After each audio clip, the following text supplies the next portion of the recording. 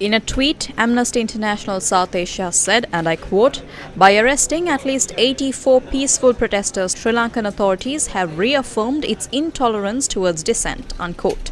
The tweet goes on to state, quote, "Ironically, these peaceful protesters were demonstrating against the state's suppression of dissent," unquote. Amnesty International South Asia further said that all peaceful protesters must be released now. Amnesty International South Asia also raised concerns regarding the recent declaration of high security zones in Sri Lanka. The tweet read, quote, "We are also concerned by the designation of high security zones around Colombo, attempting to further obstruct demonstrations. Peaceful protest is a human right," unquote. The Trade Union Coordinating Centre convened a press conference today and commented on the government's actions. The day the entire country joins the Aragalaya is not far away. Therefore, if you want, make the entire country high security zones. Even if you imprison 80 people, 100 people, 1,000 people or 100,000 people, this struggle cannot be stopped.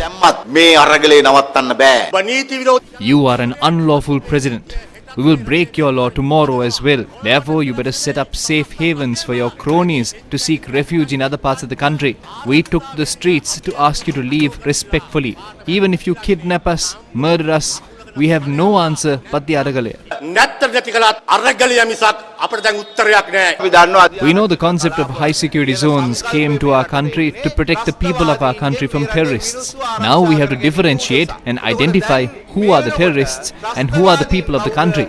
I would like to remind the people of this country that if we do not continue the Aragalaya, we will have to die labelled as terrorists. That is why we would like to inform Ranil Wickremesinghe that this journey that you are trying to embark on by labelling all the people of the country as terrorists is short.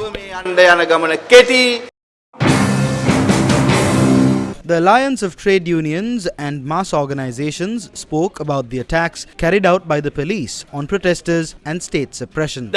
Where does it say that protesters must be pursued and assaulted? What is their basis for carrying out these attacks? They are saying that these protesters cannot be held and that the police must be informed 6 hours before according to the police ordinance. None of that is relevant. Can the police ordinance suppress a fundamental right ensured by the Constitution?